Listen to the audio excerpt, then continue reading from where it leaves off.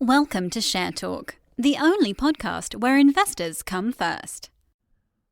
Hi, this is Zak Mir with the Bulletin Board Heroes here on Share Talk for Tuesday, the 29th of September. Starting on with Alpha Financial Software, where it appears from the saved trend lines that are on the daily chart that I was covering the stock before. Interestingly enough, we had a golden cross, I suppose, last week between the 50 and 200-day moving averages, and that's actually worked.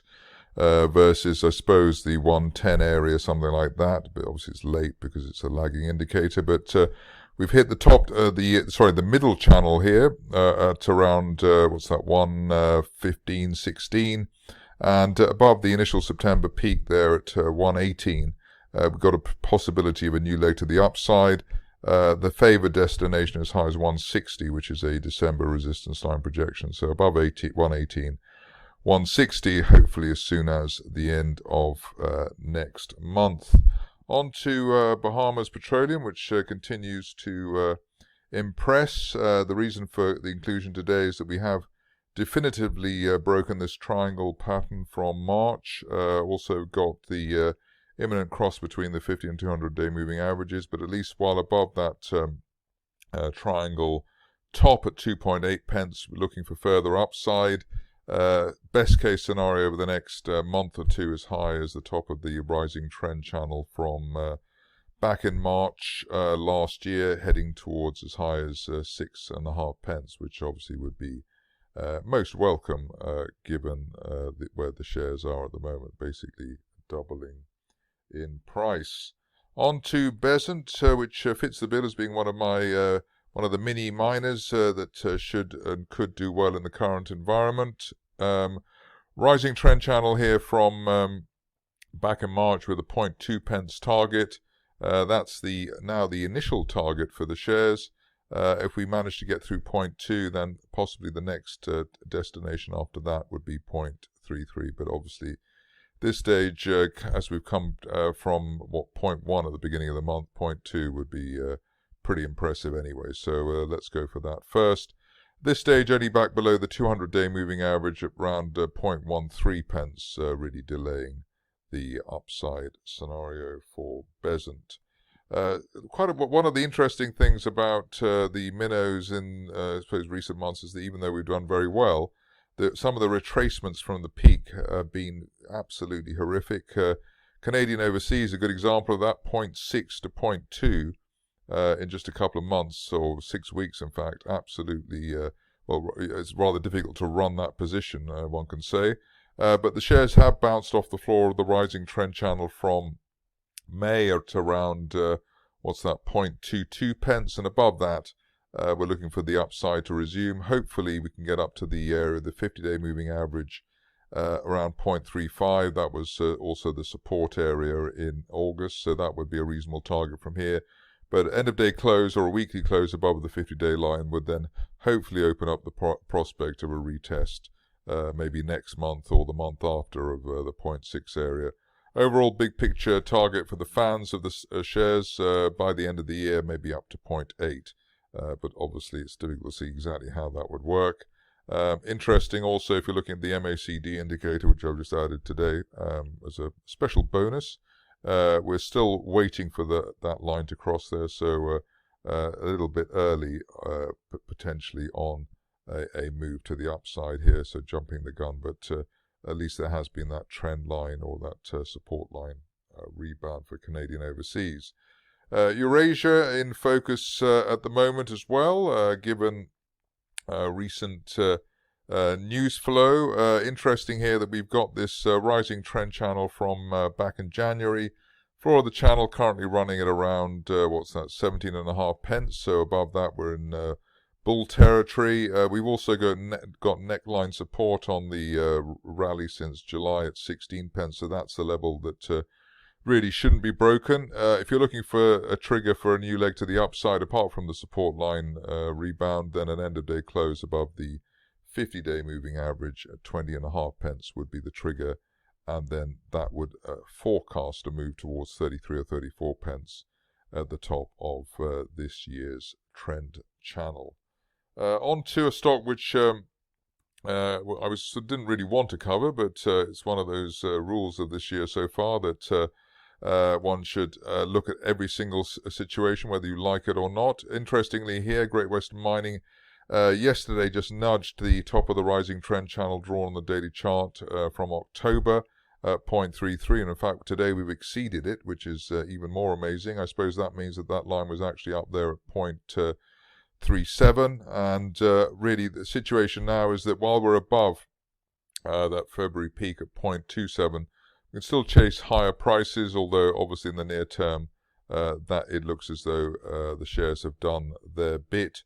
If you are a fan of the stock and looking for a longer range target, 0.6 there, if we manage to get a weekly close above today's 0.38 high, would be a potential destination for the shares.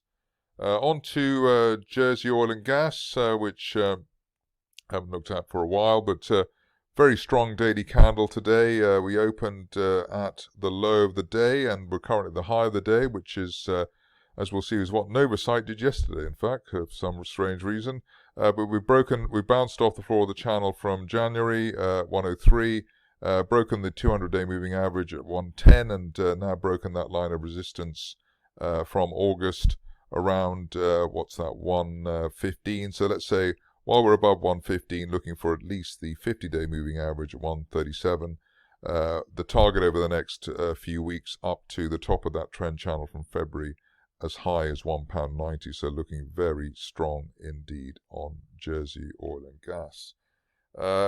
Another stock which I was thinking that I would never be looking at again, but it's another stock which is defying the cynics, Nostra Terra. I saw an interview somewhere on the internet yesterday as well. So neckline resistance for the shares and September resistance of 0.42, so an end of day close above that today or over the week, the rest of the week, could be the trigger to give us not only an initial target at the 200-day moving average at 0.46, but best case scenario target over the next 1 to 2 months up to the February resistance line projection at 1.2 pence. At this stage, only back below the 50-day line at 0.29, really delaying the upside scenario.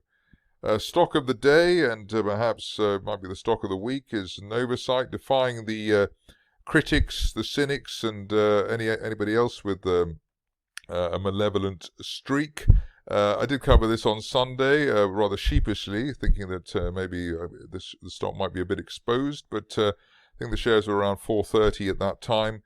Yesterday's price action with an open at the low of the day and a close at the high of the day suggests that everyone and their mother was thinking that the shares were going to go up today, and that's proven to be the case. We've broken that resistance line target around 490, which I had, again, rather sheepishly on Sunday, and we actually seem to be going for the pie in the sky target of £7, which is now not too far away, which is a line, well, basically the top of that March rising trend channel. So perhaps £7 by the end of next month. The upside certainly valid while we hold above that peak, the last peak that we had for the shares in April at 473. If you're looking for a tighter stop, obviously an end of day close back below today's floor at 516 would be the place to be. But very, very impressive situation there at Novocyte. Not quite so impressive, and a chart request today is Supply Me Capital. You can see that the shares are broken out of the near-term triangle that we had, so we didn't really want to break below 0.55, which happened yesterday. The trend channel that I drew as well from June has also been broken. The main hope at the moment for the bulls really that we don't have an end-of-day close back below the 50-day moving average at around current levels of 0.41. If that is broken, then there's the risk of, I suppose, a move towards the 0.3 to 0.35 area, which was resistance on the way down in May. So all about the 50-day moving average for Supply Me Capital, and let's see whether that can be held over the rest of the week. Another rather painful situation is Valarix, which I drew this support line there from August just about an hour ago at 25p. In the case of this stock, we need to see an end of day close either back above 25p, otherwise there's the risk of a move down to the 50-day moving average at 19 over the next couple of sessions. And what's interesting here, that even if we were at 19 pence, the RSI would not be oversold. So Valarix looking as though it's in a bit of technical difficulty at the moment. Really needs to get back above 25p pretty quickly if you are a holder of the shares. That's it from me today. More updates tomorrow. Thank you for listening. Remember to visit our website for more news and other podcasts at www.share-talk.com.